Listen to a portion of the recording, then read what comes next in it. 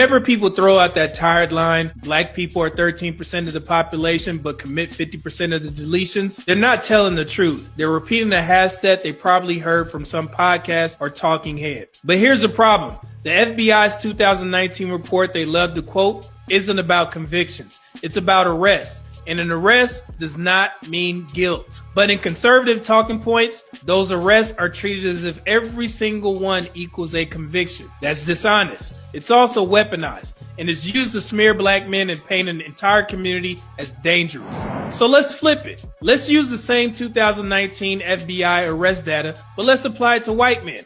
Let's see how the numbers sound when the shoe is on the other foot.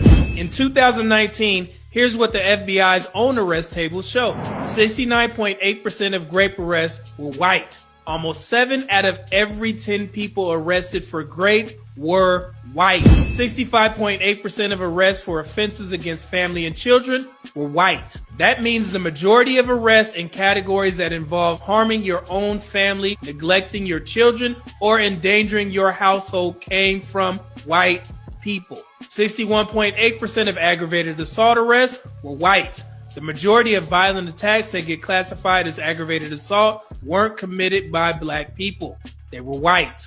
59.1% of all violent crime arrests overall were white. And even prostitution and commercial vice, 50.9% of arrests were white.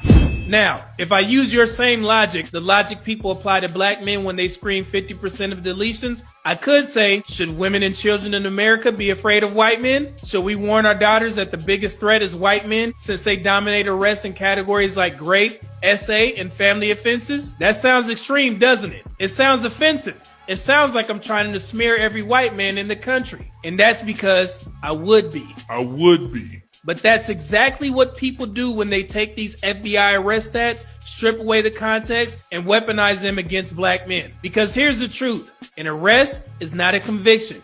Almost half of all deletions go unsolved every single year. And those arrests, they don't account for policing bias or where law enforcement chooses to focus resources. And most violence is intra-racial. That means white people overwhelmingly harm white victims, and black people overwhelmingly harm black victims. So when you pretend that arrests are the same thing as guilty verdicts, you're not just twisting the numbers, you're creating stereotypes. And those stereotypes have consequences, especially for black men. Let's flip that perspective to white men. Even if we took those same FBI arrest percentages where white men dominate categories like grape, SA, and family offenses, the share of the white male population arrested is still just a fraction of a fraction. Meaning over 99% of white men aged 18 to 34 are not committing those crimes. So let me ask again, should women and children really be afraid of white men? Of course not. That would be ridiculous. But it's the exact same ridiculous logic that people accept when it's used against black men. So here's the bottom line.